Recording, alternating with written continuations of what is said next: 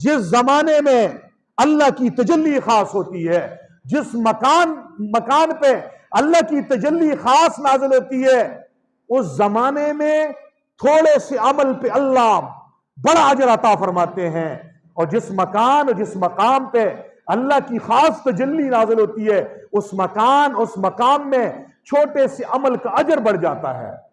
چھوٹے سے عمل کا اجر رمضان میں اللہ کی تجلی خاص ہوتی ہے تو آپ کا نفل فرض پہ چلا جاتا ہے، ایک نیکی 70 پہ چلی جاتی ہے۔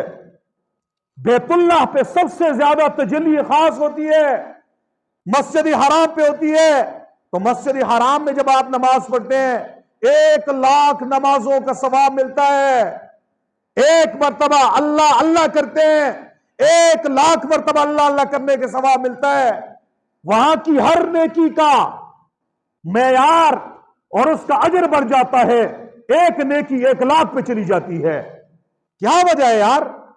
سجدہ ہم یہاں پہ بھی اللہ کے لیے کر رہے ہیں اور مسجد حرام میں بھی اللہ کے لیے کر رہے ہیں، نیکی ہم یہاں پہ بھی اللہ کے لیے کر رہے ہیں، وہاں پہ بھی کر رہے ہیں۔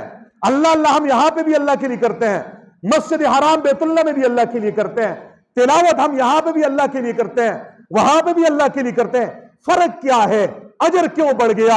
اللہ حضرت شاہ اشرف علی تھانوی رحمہ اللہ کی قبر کو نور سے منور فرما دے، فرمائے نہیں، خاص مکانوں پہ اللہ کی خاص تجلی نازل ہوتی ہے، خاص رحمت نازل ہوتی ہے، خاص نسبت ہوتی ہے، اس خاص تجلی کی وجہ سے، خاص رحمت کی وجہ سے اس مکان اس جگہ میں تھوڑی سی نیکی کا اجر بڑھ جاتا ہے، اور خاص زمانے میں چھوٹی سی نیکی کا اجر بھی اللہ بڑھا دیتے ہیں۔